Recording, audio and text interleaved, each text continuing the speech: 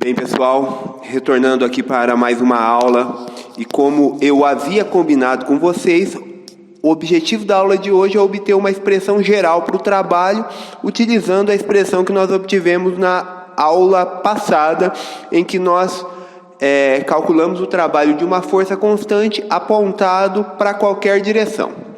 Uma força constante em uma direção qualquer, que não necessariamente precisava ser a direção do deslocamento, mas a força precisava ser constante. Então o objetivo de hoje é obter a expressão geral para o trabalho.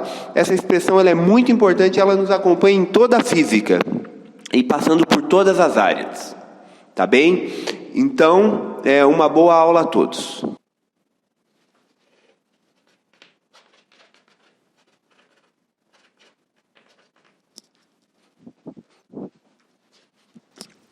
Bem, então o que eu tenho aqui é uma partícula que percorre um caminho C, e esse caminho C aqui, nesse caminho C ela é submetida a uma força variável, tá bem? O que eu fiz aqui, é separar um ponto PI aqui. Neste ponto PI, ela sofre uma ação de uma força FI em um deslocamento ΔLI, ok? Então, o que eu estou fazendo aqui? Eu estou pegando um elemento de deslocamento para calcular o trabalho aqui.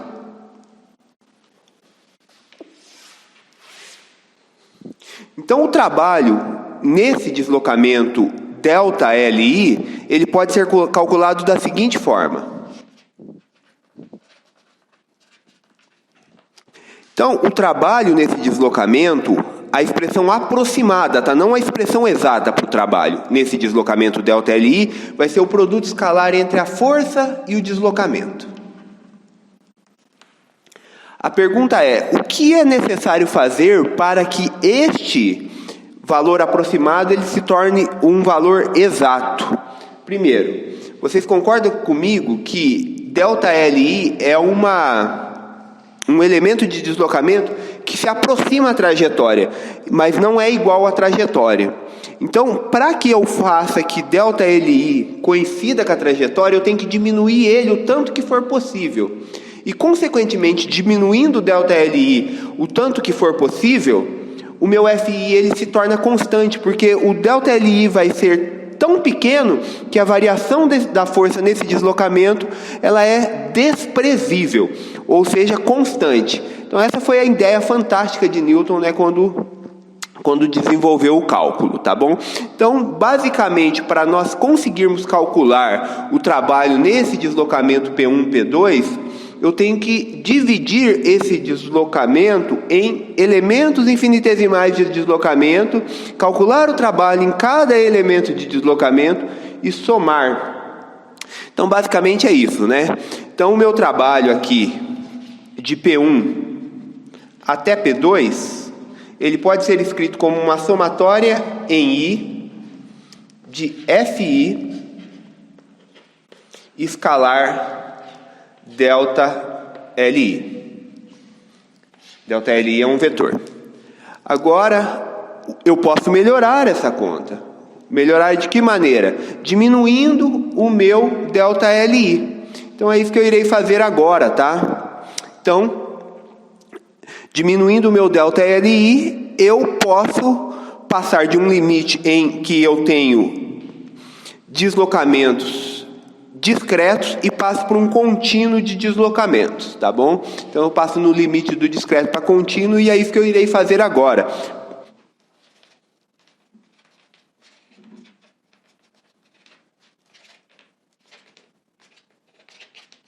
Portanto, quando eu tomo o limite com ΔLI tendendo a zero, eu passo do limite do discreto para o contínuo e desta forma aqui, nessa expressão, eu tenho a definição de integral. Então o caso geral do trabalho para uma força qualquer em um deslocamento qualquer, ele pode ser escrito como a integral que eu irei representar agora, tá bem?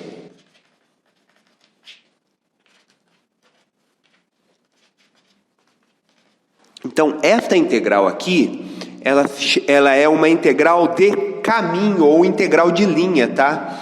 Então, você pode olhar que no Moisés ele representa aqui um Czinho aqui, abaixo da integral. Deixa eu ver como ele representa. Isso, esse Czinho aqui, ele significa que essa é uma integral de caminho. Ou seja, você está somando as contribuições de força ou os trabalhos infinitesimais ao longo desse caminho C. Tá bem? Então, essa integral aqui ela é muito fácil de ser resolvida, tá? Não tem dificuldade de resolver essa integral. Então, primeiramente, você tem que definir o que é o f e o que é o dl. O f é um vetor qualquer. Então, se ele é um vetor qualquer, ele vai ter uma componente x, y, z. E o dl é um elemento de deslocamento qualquer. Então, ele vai ter um elemento em x, um elemento em y e um elemento em z.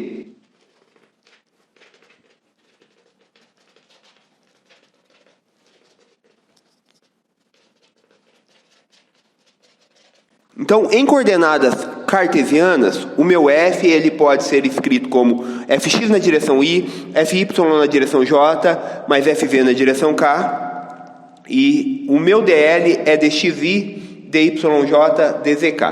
Então, o que nós iremos fazer agora é substituir o f e o dl na integral, calcular o produto escalar e aí ver quais são as implicações deste cálculo e qual é a conclusão que nós chegamos para o trabalho de uma força qualquer em um deslocamento qualquer, tá bom?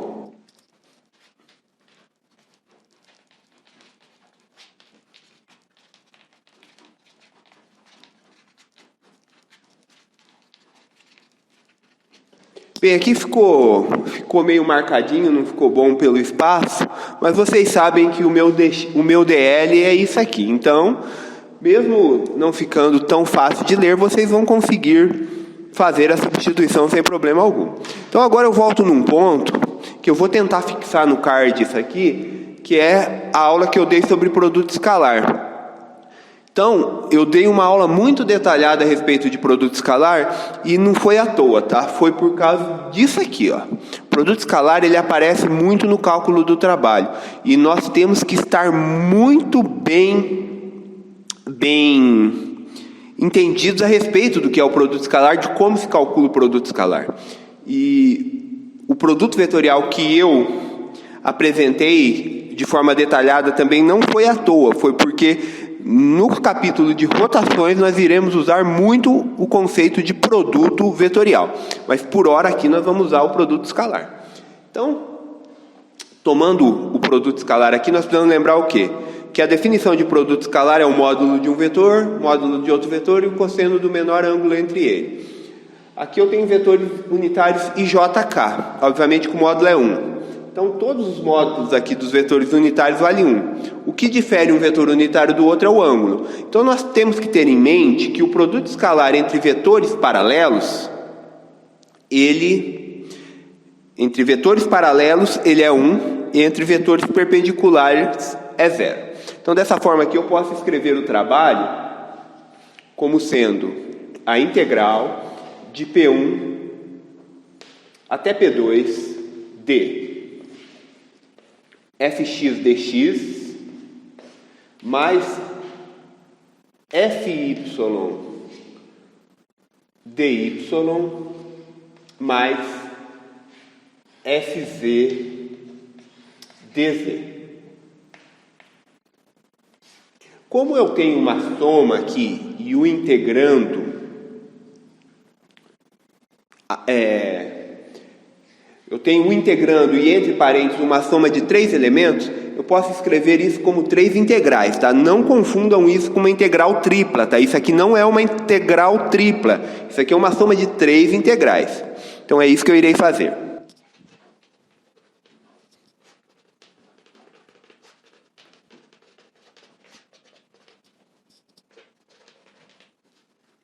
Vou chamar essa integral aqui, ó, de integral 1. Então, só recapitulando, né, o trabalho de P1 até P2, ele vai ser a integral de P1 até P2 de f de x dx, mais a integral, não é, de f de x dx, não desculpa, o trabalho de P1 até P2 é a integral de f de x dx, f de y dy e f de z dz. Eu tenho 3 integrais aqui, mas eu quero analisar a integral 1 Consequentemente, a análise que eu tomar na integral 1, ela vai valer para 2 e para 3, tá bom?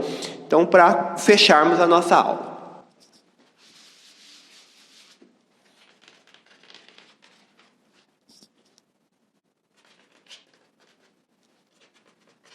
Então, a minha integral I1, ela pode ser escrita como sendo f de x, a integral de P1 até P2 de f de x dx, exatamente como está lá. Então, o que eu irei fazer aqui? Eu irei fazer uma mudança de variável nessa integral a fim de obter o resultado que eu tenho interesse, tá bem? Então, a primeira coisa que nós já fizemos anteriormente é que o meu elemento de integral dx, ele pode ser escrito como sendo Vx dt. Então, obviamente, tá, que um deslocamento infinitesimal ao longo da direção x é a velocidade na direção x vezes um elemento de tempo, tá? Então, isso nós já discutimos também. E a força Fx, ela pode ser escrita como m vezes a aceleração, e a aceleração é a derivada da velocidade, dvx dt. Então, eu posso escrever esta integral aqui como sendo a integral de v0x até 1v x d m fora da integral v de x dvx, ok?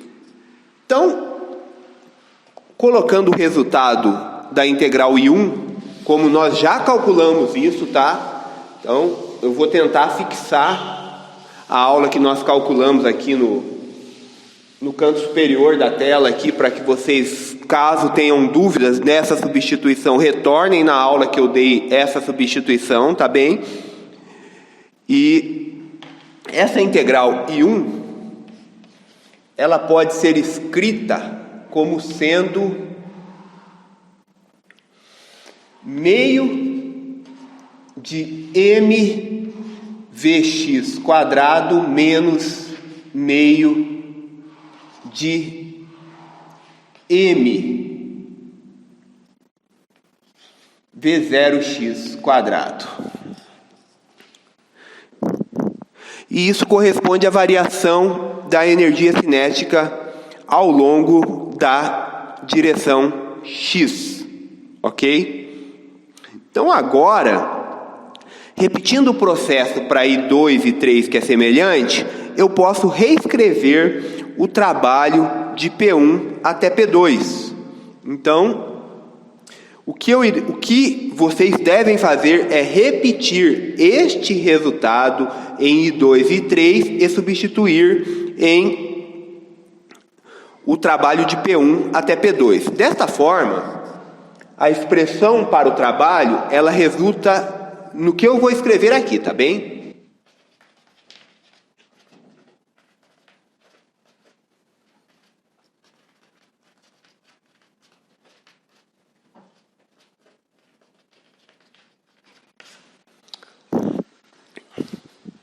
Então, o trabalho em um deslocamento de P1 até P2 por um caminho qualquer,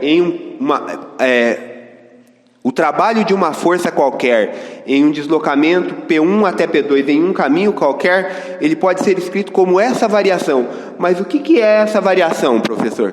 Então, para saber o que é essa variação, nós precisamos saber o que é Vx quadrado, Vy quadrado mais Vv quadrado.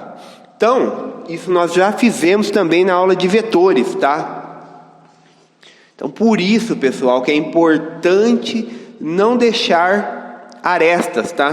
Tem que tentar eliminar as arestas. Ó, essa dúvida aqui, ó, caso você tenha, retorne na aula em que eu trabalho produto escalar, que eu explico exatamente como se calcula isso. Então, Vx quadrado, Vy quadrado é V quadrado, V vetor ao quadrado. E V vetor ao quadrado nada mais é que V escalar V. E V escalar V é Vx quadrado mais Vy ao quadrado mais Vz ao quadrado. Então, eu posso escrever o trabalho no deslocamento por um caminho qualquer, P1, P2, dado por uma força qualquer, como sendo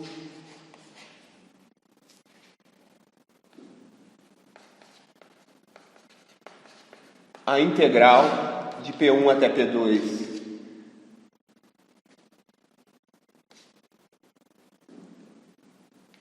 de f escalar dl, e essa integral ela corresponde a meio de mv vetor quadrado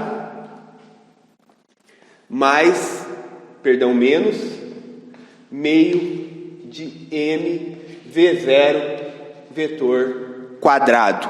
Ou seja, o trabalho dessa força corresponde à variação da energia cinética entre os pontos final e inicial, ou seja, a variação da energia cinética no caminho. Então é isso que eu irei escrever agora aqui, ó. Trabalho de P1 até P2, ele equivale à variação da energia cinética no caminho, que é um resultado semelhante ao que nós obtivemos para o caso específico em que a força ela tinha a mesma direção do deslocamento, que é o mesmo resultado que nós obtivemos quando a força ela era constante e não tinha a direção do deslocamento, e agora o caso geral onde a força pode ser qualquer coisa, tá, constante ou não constante, e o deslocamento ele pode ser qualquer tipo de deslocamento. O trabalho ele equivale à variação da energia cinética no caminho. Então, o objetivo agora é relacionar, o próximo passo nós iremos relacionar forças conservativas em um caso mais geral possível, tá bem? E aí nós encerramos o conteúdo de energia. Obrigado por assistirem às minhas aulas e bons estudos para vocês.